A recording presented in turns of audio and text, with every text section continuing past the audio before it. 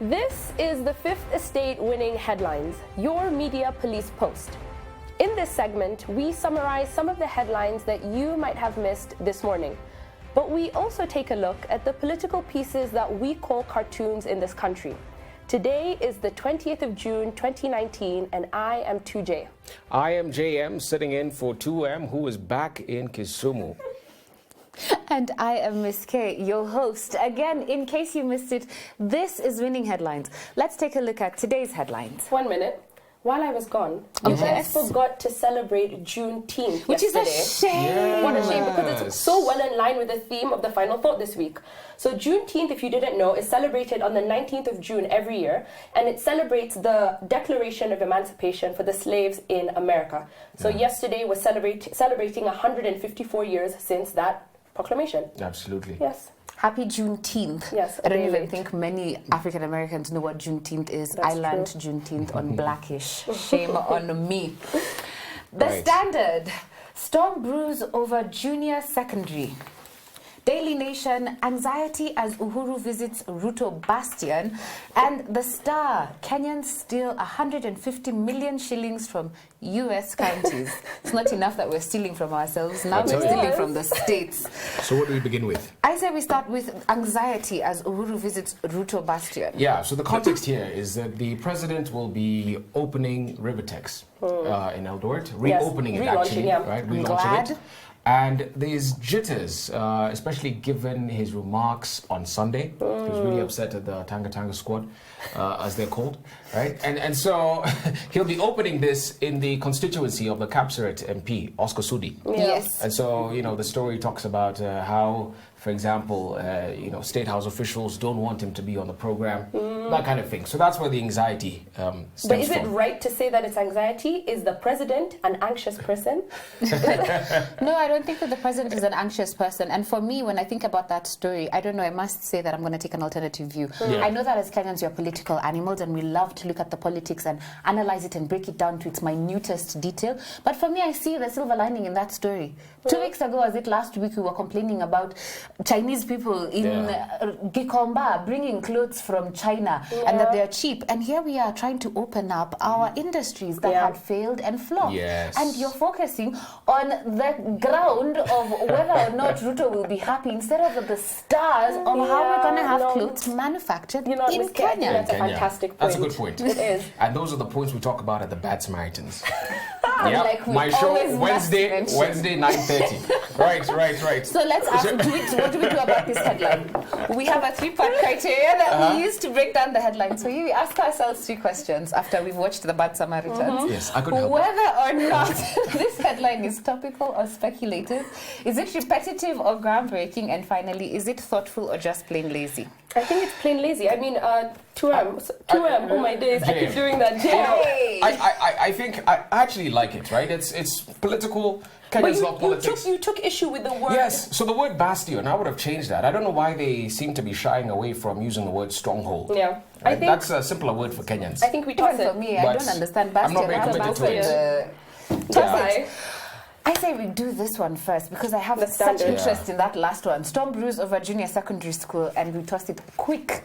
So this the story here stems from the new curriculum, and there's basically a contestation between 2 teachers' commissions Yes. as to whether junior secondary should be located in primary or in Secondary. or in secondary, or whether it should be independent, that kind of thing. I personally feel like it's a very boring story It is. for headline. I think it's important. We were making the point that the budget, a big part of the budget does go to education ministry. But I think this is an important story, but a boring one. There was no way that they could make this juicy. Juicy, precisely. In fact, I don't even think, okay, yes, it may be toss important, it. but they're not questioning whether or not to have it. They're questioning where it should be placed. So toss it. Toss it, definitely. Absolutely. Finally, and interestingly, Kenyans steal 150 million shillings from U.S. counties. Guys, I'm so sorry. When I read the story, I actually clapped. I applauded those Kenyans. I know that's terrible, but I was like, wow. Are you serious? I know it's terrible. Yeah, We're becoming the new Nigerians and you're happy? I don't know. We did something amazing. So we stole from the Muzungus. What do you guys think of the story? I think it's The headline. The headline. I think it's great. No. But I think what's really interesting in the story itself is at Yes. the end, to tie the boat together, they then relayed it back to the gold scandal. Yes, saying that yes. this is hot off the heels of Kenyans being accused of fake gold. This is what I'm going to say, and I think this leads into what we're going to discuss. Okay, first of all, there's a note that maybe we're exporting corruption. I think Nigerians did that first. We cannot claim to be the exporters of corruption or Africans as bad people.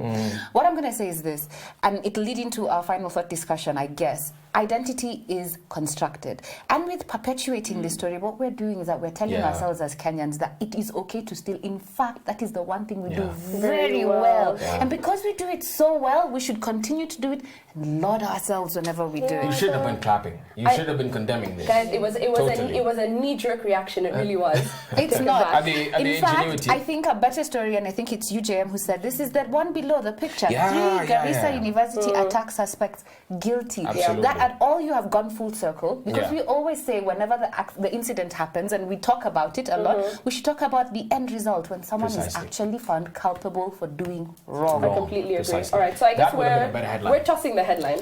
As funny as it was, And we have a no winning headline. On to our next segment, the political pieces that we call cartoons in this country. Just like the headlines, we have a 3-part criteria that we use to break down the cartoons for you. We ask ourselves 3 questions. Is the cartoon humorous or is it dry? Is the cartoon satirical or is it pessimistic? And finally, is the cartoon effective or just plain lazy? Yes, I say let's start with the Daily Nation today. All right. Gado. Is it Gado or is it Victor Ndula. I see. So here, what we are seeing is a Monono Fupi Round Askari from the Kenya Police. It is a real caricature, and it says attempted cover-up of poor working conditions for the police. Julie, you were telling us something about this. Yeah, so this is what I got from Twitter. There were some police officers complaining about the abysmal conditions that they live with. They're living in a shack. It is a room separated by a sheet. You have possibly on one end a married couple sharing a room with a single man. Or you have a huge family in one section. Yeah, it's terrible living conditions that they have. It is terrible living conditions, but I have a contrary opinion on this one, right? I think the police have gotten to a point where they can actually afford decent living conditions for themselves. They can finance themselves. So they can get out of what they've been given. They collect a lot from the transport sector on the roads, for example. Offerings. But anyway, let's not get too much into that. But I think it's a good cartoon. I think it's funny. I do. Yeah, it is hilarious. I say put it in the party. I particularly like the Monono Fupi Round. Caricature there, brilliant. How is even stable? Yeah. But as you say, I find it hilarious. Okay, let's see what Ozone of the Star has for us today. Guys, while I was away on my trip, I will tell you this: I did not miss Ozone one bit. Okay. And we gave him a winning cartoon. I don't know how that happened. So what we're seeing here is it says JSC, but it should actually say PSC, right? Then this is the chair of the PSC. On the other side, you've got a civil servant, and he's being handed a contract for 3 years, and it says, look at this. Look at it this way: you'll have looted enough to retire within 3 years.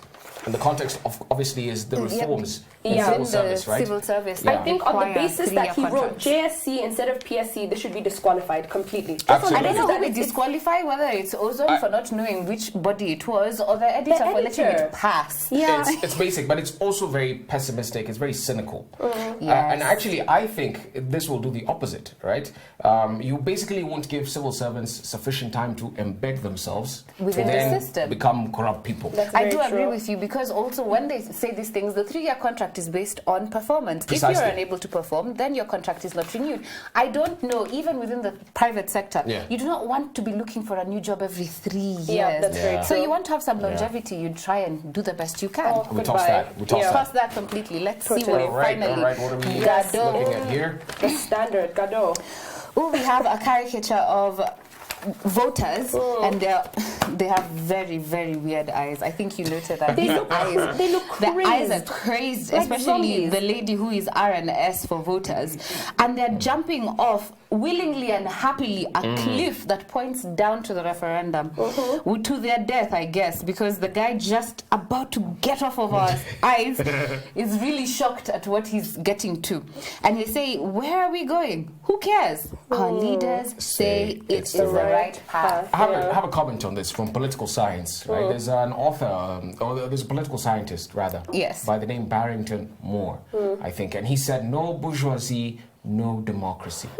Basically, if you don't have a bourgeoisie, a middle class earning sufficient money in the economy, you ought not to have democracy, because the results are going to be convoluted. You're going to get the desires, the wishes of the peasant class, and those guys don't know what they want.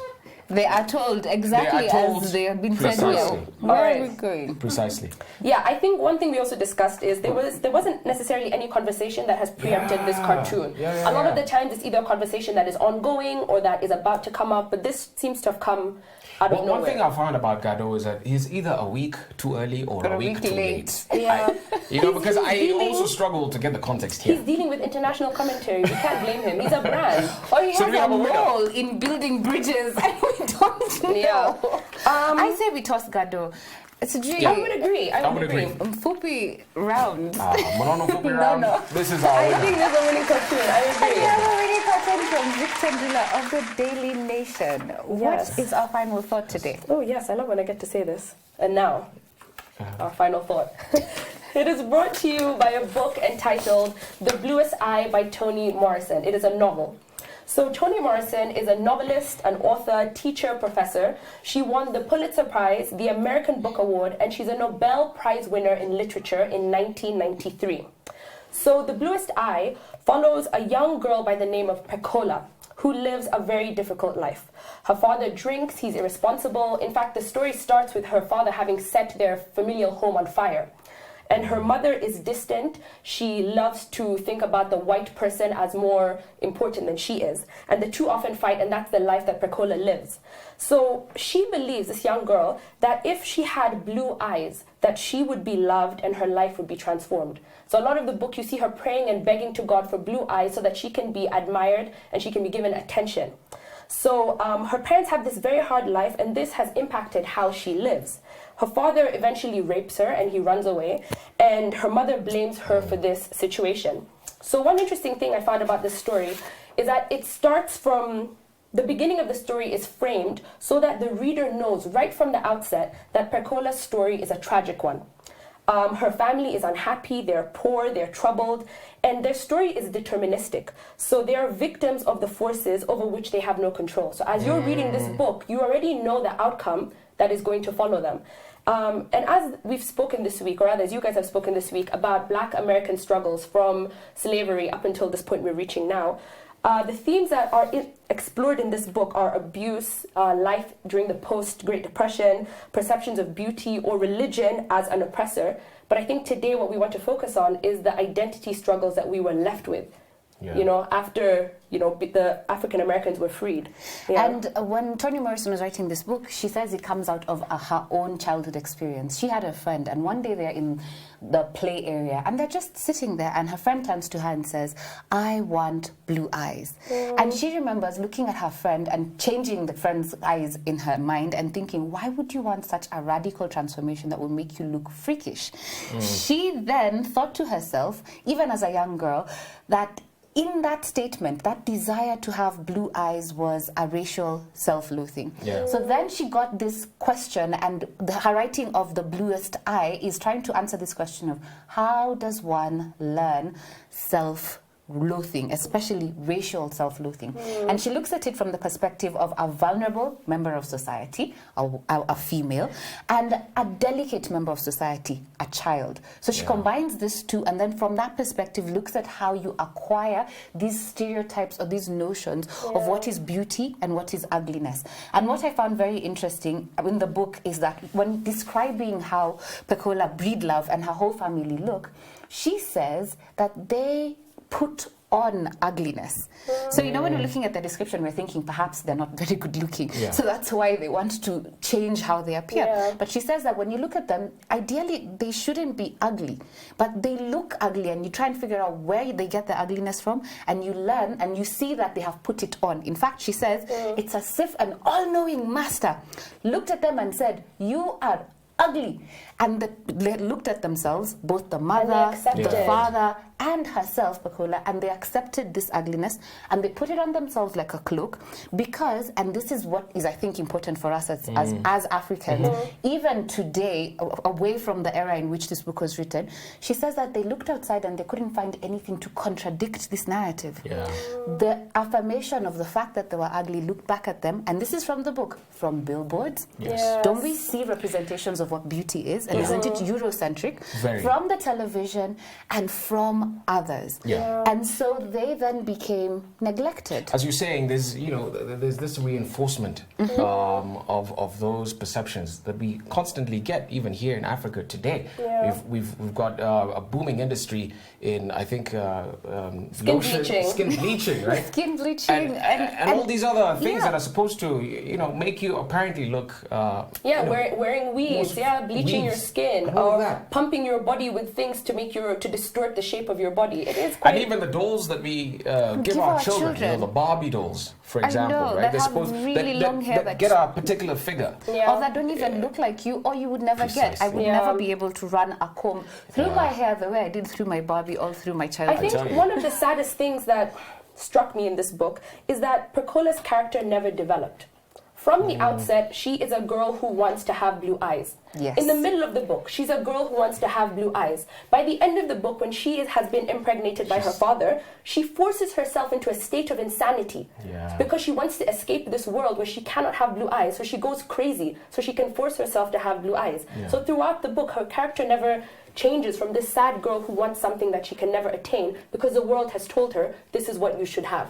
And I think that condition reminds me of a book that we did, not this week, I think 2 weeks ago, by Franz Fanon, and it was called Black Skin, White Masks. Yeah. And in that book, exactly what Pakola is having, for her, she absorbs from the world around her a very simple narrative, and that is that to be beautiful is to be white. And she thinks to herself, if I could but change the color of my eyes, I could change the reality of my life. Yeah. And because she cannot do it, because that standard she has set for herself is unattainable, then she ruins herself at the end of it. Absolutely. So let me give you my perspective when I read this book. First of all, it's a very extreme, very sad book. Yeah. Right? Yes. My heart was heavy, and I really sympathize with the Afro-Americans. I don't know what black people did to deserve this kind of torture.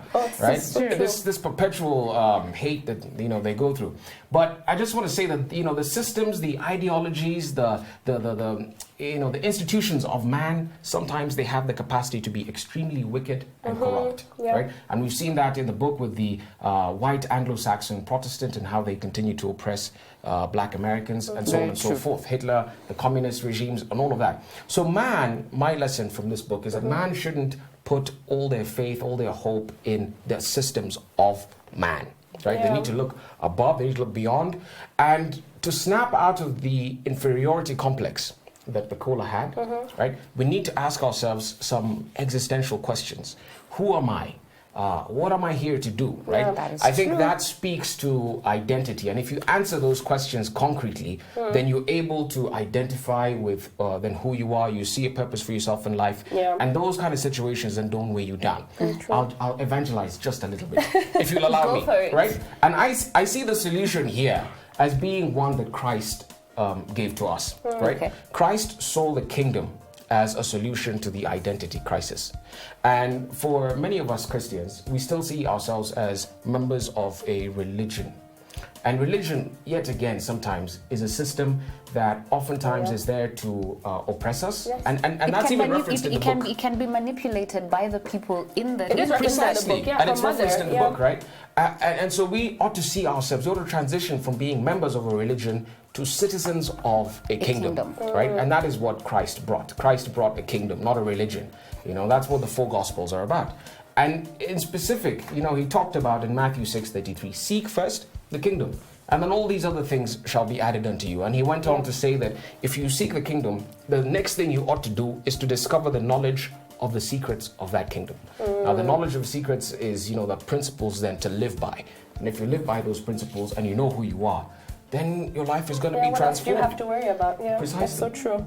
So that's my 2 cents on what the solution is. And I to buy your 2 break cents. out of that perpetual cycle. I buy your 2 cents. This is Winning Headlines. We did not have a winning headline, but we did have a winning cartoon from Victor Ndula of the Daily Nation. Yes. A very sad video I would ask people to watch. It's called the doll test.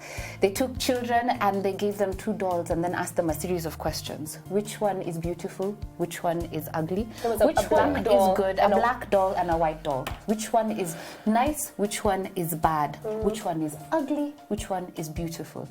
Then at the end, they ask those predominantly black children, which one looks like you? And you can imagine those poor children as they go through that progression of this one is ugly, this one is bad, but then also this one looks like me. And what we're going to do is ask you to do exactly what JM is saying and what Frantz Fanon said in the book. If we look at these stereotypes that we internalize without our knowledge, perhaps by analyzing them and then rising above them, we will be able to change the narrative for future black children and future black adults. Have a great day. See you tomorrow.